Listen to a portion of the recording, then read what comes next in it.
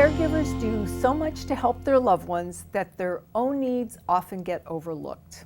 And here with more on the importance of caregivers is Inspired Living Regional Sales Director Patricia McGraw. Morning, Patricia. Good morning. Hello. Let's start with Inspired Living and what that is and what your role is there. Certainly. I am the Regional Sales and Marketing Director for Tampa down to Naples. So in this area, we have a beautiful assisted living community in Lakewood Ranch that offers independent living, assisted living, and memory care.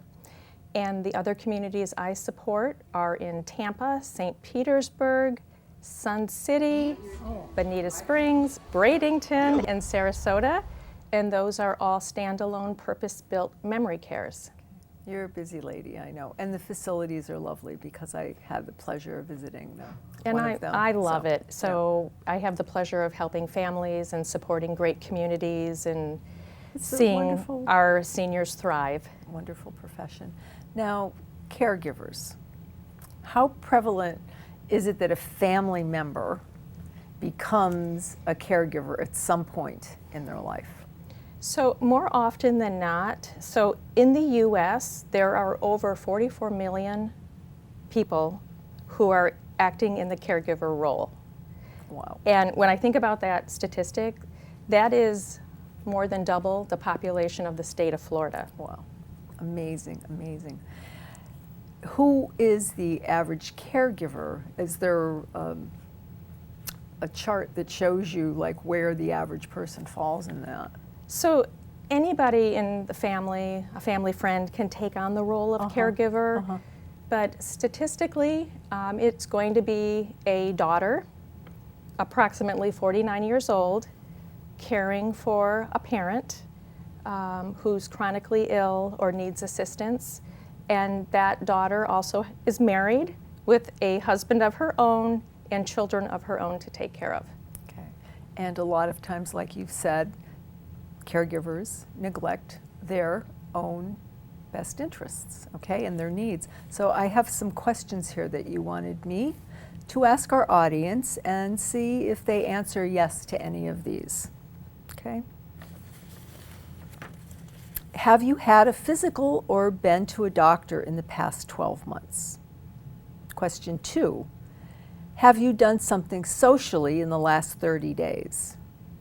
And question 3, do you spend at least 30 minutes 3 times a week exercising? So if you've answered no to those questions, what does that say to you, Patricia? If you've answered no to those questions, you may be at risk for a higher risk for poor health yourself. And that's an unintended consequence of caregiving, is that oftentimes the caregiver neglects their own health and they end up in a situation where they can no longer help their loved one because they have developed their own chronic illness. Okay. So to ask a final question at the moment is there help out there for families? I mean, how do you get out of this?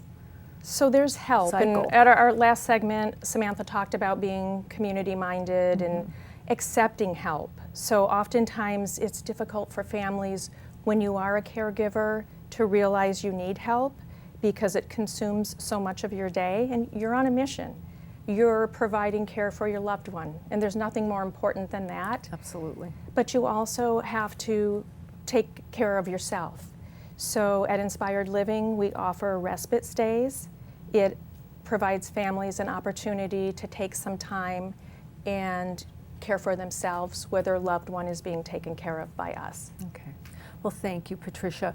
We're going to be talking more about this caregiving segment on our Aging Gracefully program. So I hope our viewers tune in and find out more. All right, thank you.